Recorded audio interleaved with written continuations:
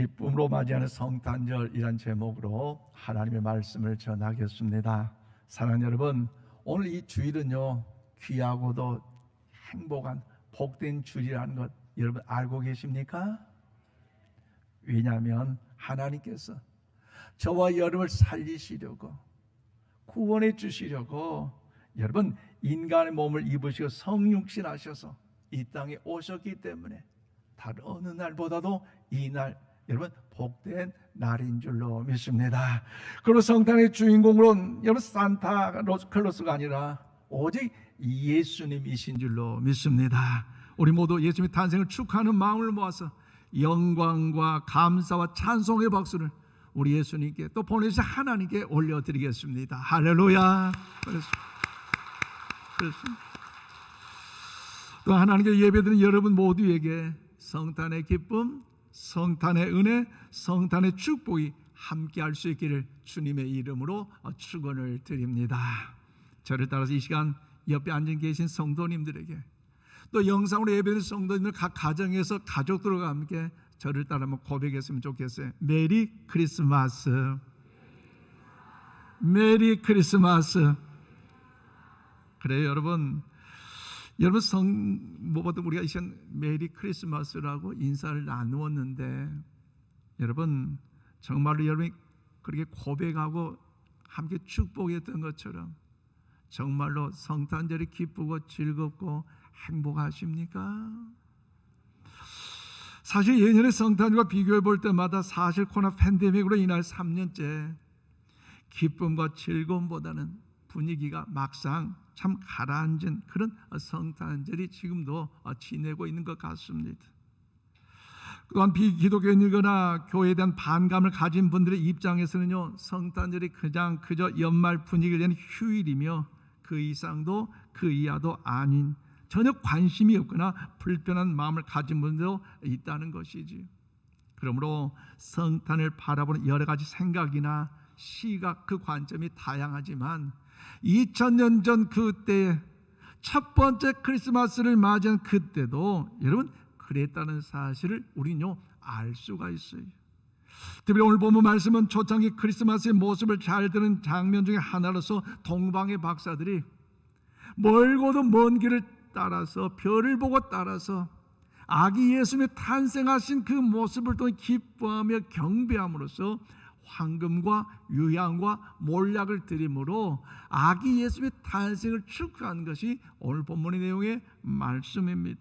그렇지만 오늘 본문 말씀에는요 동방 박사뿐만 아니라 다른 사람들도 소개하고 있는데 시간상 다 살펴보지 못하고 두 가지 부류의 사람들을 살펴봄으로써 오늘 이 시대에 오늘 저와 여러분이 장차 주님 오시는 그날까지 기뻐하며 감사함으로 영광되는 믿음의 성도의 삶을 살아갈 수 있기를 바랍니다.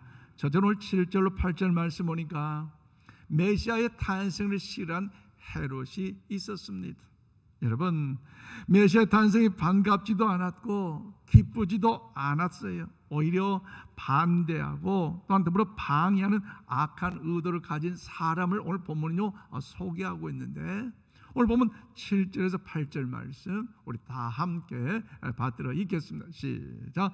이에 헤롯이 가만히 박사들을 불러 별이 나타난 때를 자세히 묻고 베들레헴으로 보내며 이르되 가서 아기에 대하여 자세히 알아보고 찾거든 내게 고하여 나도 가서 그에게 경배하게 하라. 그렇습니다. 여러분 오늘 본문의 말씀 보면 예수님의 거룩한 탄생을 가장 싫어한 사람을 소개하고 있는데 그 사람이 누굽니까? 바로 헤롯 왕이라는 사실을 오늘 본문은요 말씀하고 있어요. 여러분 자기가 왕으로 있는데 유대인이 왕으로 태어난다? 유대인 왕으로 누가 나타났다? 사실 기뻐할 사람 누가 있겠습니까? 당연히 싫어하잖아요. 그런데 여기는 좀 복잡한 사연이 있는데 이 헤롯 왕의 혈통은 본래 이두메인인데 이 이두메인은 누구냐? 야고의 형인 예서의 후예입니다. 하지만 전통적으로 유대인의 모든 계통은요 야곱을 통해서 비롯되었어요. 아브라함의 하나님, 이삭의 하나님, 야곱의 하나님으로 높임을 받는 것처럼 그 야곱의 그 은혜를 통해 나타나는데, 한여로 에서는요 야곱과 같은 이삭의 똑같은 아들로 태어났고 아브라함의 손자로 태어났지만 거의 이방인과 맞먹는 그런 모습으로 분류가 되었습니다. 그런데 그러니 헤롯이 이두메인의 출신으로서 유대인의 왕이 되었는데 어떻게 그 일이 가능할 수가 있겠습니까? 그것은요, 당시 그가 로마의 통치를 받았기 때문에 이 헤롯이라는 사람이 정치적 수완으로서 로마 제국 환심을 사서 유대 나라의 왕이 되었어요. 그렇기 때문에 유대 사람들은 이 헤롯 왕 자체를 거부감을 갖고 있었고 싫어했지만 로마 황제가 그 헤롯을 두드라니 어찌할 수가 없었던 실제적인 사건이었습니다. 그런데 그 당시 유대를 다스리고 있었던 헤롯은요, 동방에서 온 박사들로부터 뜻하지 않는 소식을 들었는데 그 소식이 뭡니까? 유대인의 왕이 태어난다는 사실입니다. 궁궐 안에서 어떤 아이가 태어난 울음소리도 없었음에도 불구하고 왕으로 태어난다는 것, 탄생하다니 도대체 그 말이 맞는 말이겠습니까? 그것도 현재 자신이 유대인의 왕인데 자기도 모르는 새로운 왕이 탄생한다니 그 헤롯이 당연히 긴장하고요, 불안하고요, 여러분 스트레스를 받을 수밖에 없지 않겠습니까? 물론 헤롯은 그러한 속마음은요 감춘 채 이야기하는데 오늘 본문 8절 말씀을 우리 다 함께 봐드리겠습니다. 시작. 베들레헴으로 보내며 이르되 가서 아기에 대하여 자세히 알아보고 찾거든 내게 구하여 나도 가서 그에게 경배하게 하라. 그래요. 헤롯 왕이 마음에 분노가 가득 찼지만 그의 고백이 뭡니까? 동방 박사들에게 당신이 그 아기를 찾거든, 그 아기를 보았거든 나에게도 좀 알려주세요. 왜? 내가 그를 경배하겠다. 헤롯 왕의 경배는요 참된 경배가 아니에요. 왜냐하면 오늘 보면 12절과 16절 말씀 보면 헤롯의 속마음은요 유대인의 왕으로 태어난 이 아기 예수님을 죽이려고 한 것을 알 수 있기 때문에 이 자체는요 사실 속임수라는 사실을 우리는요 알 수가 있습니다. 그래서 우리 주에는요 아기 예수님의 탄생을 방해하는 헤롯처럼 기독교와 예수님으로 인하여 여러분 알레르기적인 반응을 보이는 사람들이 많이 있습니다. 소위 코로나 팬데믹으로 인하여서 저들의 외침이 뭡니까? 신은 없다, 하나님은 없다, 기독교는 거짓이라고 주장하는 그 사람들도 있다는 거죠. 여러분 생각해 보세요. 내 인생의 삶의 5분 후에 어떻게 살아갈 것인가 앞일도 모르는 사람들이, 1분 1초도 미래를 알지 못한 사람들이 어떻게 여러분 하나님의 그 존재하신 그 자체 살아계신 그 하나님을 통하여서 지어버린 어리석은 연약한 모습 아니겠습니까? 그러면 사랑하는 여러분, 그들에게는 헤롯처럼 성탄이 반갑지도 않고 기쁘지도 않고 오히려 어떻게든 반대하고 방해하는 악한 의도를 갖고 있음을 기억하면서 우리 모두는요 이 어려운 때에 오직 하나님의 말씀으로 교회 중심으로 신앙생활에 힘쓰시기를 바랍니다. 지난주에 말씀 나눈 것처럼 시므온이 성전에서 주님의 오심을 기다리며 그 주님을 맞이했던 것처럼 우리 모두가 장차 재림주로 심판주로 오실 그 주님을 고대하면서 성령 충만함 가운데 오직 의롭고 경건한 믿음의 삶을 살아가심으로 장차 하나님께 칭찬받는 우리 모두가 다 되시기를 주님의 이름으로 축원을 드립니다. 더 나아가 예수님의 탄생의 또 하나의 분류는 어떻습니까? 오늘 두 번째 10절에서 11절 말씀 보니까 메시아의 탄생을 기뻐했던 동방의 박사들이 있었습니다. 여러분 동방의 박사는 별을 보고서 먼 동방에서 유대 땅까지 왔는데 얼마나 힘들고 얼마나 기나긴 어려웠던 여정 아닙니까? 그러나 별을 보고 왔기에 기뻐하고 아기 예수님의 탄생을 목도하였기에 기뻐하며 경배하며 황금과 유향과 몰약을 드려 경배했는데요, 오늘 보면 10절에서 11절 말씀 우리 다 함께 받으리겠습니다. 시작. 그들이 별을 보고 매우 크게 기뻐하더라. 집에 들어가 아기와 그의 어머니 마리아가 함께 있는 것을 보고 엎드려 아기께 경배하고 보배압을 열어 황금과 유향과 몰약을 예물로 드리니라. 아멘. 그렇습니다. 그들은요 별을 보고 기뻐했다는 거죠. 즉 아기를 찾아서 그 앞에 경배드렸다는 것입니다. 쉽게 말씀드리면 동방의 박사들은 별을 보고 먼 동방으로부터 이곳까지 왔기 때문에 여러분 역사상 위대한 그 왕 메시아를 더욱더 경배하기 위해서 먼 여행을 시작해 왔습니다. 학자들에 의하면 약 900km의 그 먼 거리를 왔다는 추정할 수 있는데 여러분 생각해 보세요. 자동차로 운전을 해도 먼 길 얼마나 힘들고 피곤하겠습니까? 그런데 수개월이 걸렸잖아요. 힘들었잖아요. 그래서 팔레스타인 광야길을 수개월 동안 낙타를 타고 왔는데 한낮에는요 뜨거운 태양볕이 장렬하여요. 너무나 더욱더 힘들고요. 밤에는 이제 사막의 냉기가 그들 추위 속에 오돌오돌 떨 수밖에 없기 때문에 너무나 힘든 여정이었어요. 또한 곳곳에 자칫 출몰할 수 있는 도적대의 그 위협이 있다는 것. 더 나아가 수개월 동안 그 여행길을 가야 되기 때문에 마실 물과 더불어 먹을 음식들 떨어지면 어떨까? 많은 걱정, 많은 염려 있는 것 아니겠습니까? 하지만 그런 고생길을 불구하고 동방의 박사들은 자기의 선택을 후회하지 않았어요. 왜 그렇습니까?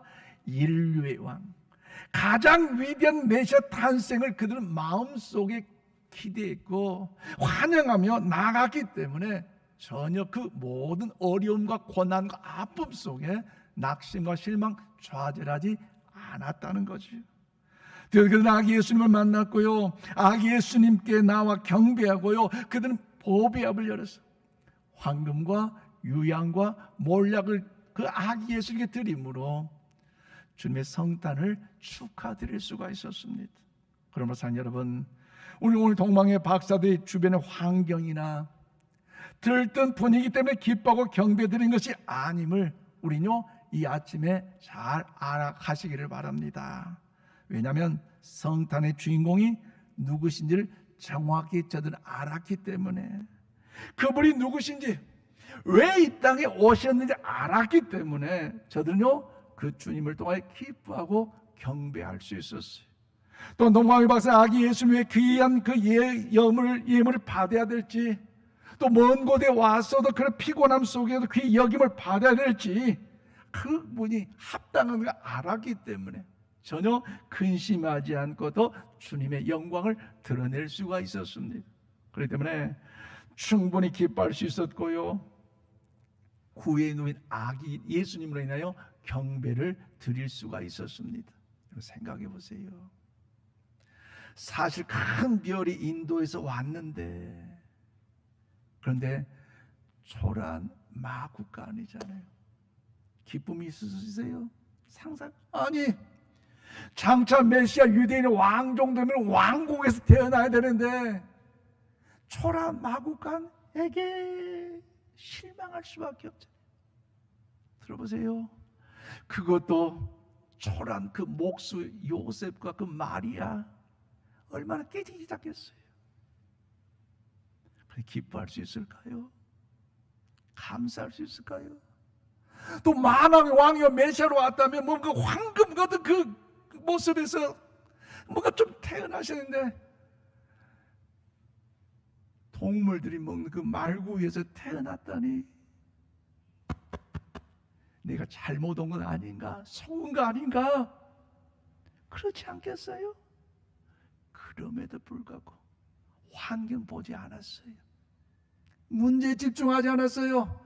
메시아 장차 만왕의 왕으로 오신 그 예수님을 보고 예수의 탄생을 기뻐했기에 감사함에 영광 돌며 경배를 드릴 수 있는 거 아니겠습니까?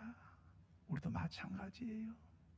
수많은 사건 사고 속에 치우쳐 넘어져 좌절할 것이 아니라 우리를 살리기 위해서 저와 여러분을 구원하여 천국 백성을 인도하시기 위하여 하늘 보좌를 보러 이 땅에 오신 그 예수님을 더 기억하며 그 예수님께 집중하고 그 예수님을 바라봄으로 인하여 기쁨에 감사하는 우리 모두가 다 될 수 있기를 바랍니다.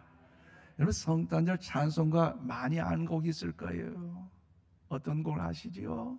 특별히 찬송가 117장에 보면 만백성 기뻐하여라 라는 찬송의 곡이 있는데요, 여러분, 이 곡이 성탄 분위기와는 다른 단점으로 구성되어 있기에 부를 때마다 좀 더 뭔가 좀 이제 그 기쁨이 좀 사라지고요, 좀 뭔가 좀 엄수가 좀 뭔가 좀 분위기 참 애매할 때가 있어요. 그렇지만요, 여러분, 슬픔이 묻어나지만 그 가사는요 슬픔이 아니라 기쁨을 표현하고 있는데 왜 기뻐해야 할까? 그 가사의 곡은 이렇습니다. 1절입니다. 마음 백성 기뻐하여라, 하늘의 평화가 저 마귀 권세 이기고 우리를 구했네. 구세주 탄생하심을 다 함께 기리세. 2절입니다. 양치는 목자들에게 한 천사 나타나 그 전한 기쁜 소식은 이 세상 구원할 하나님 독생 성자 탄생하심이라. 후렴입니다. 오 기쁘다, 반가운 소식 주오셨네, 땅 위에 평화 내려주시네. 그렇습니다. 우리가 예수님의 탄생을 왜 기뻐해야 되는가? 예수님 마귀 권세를 이기시고 우리를 구원하여 주셨기 때문입니다.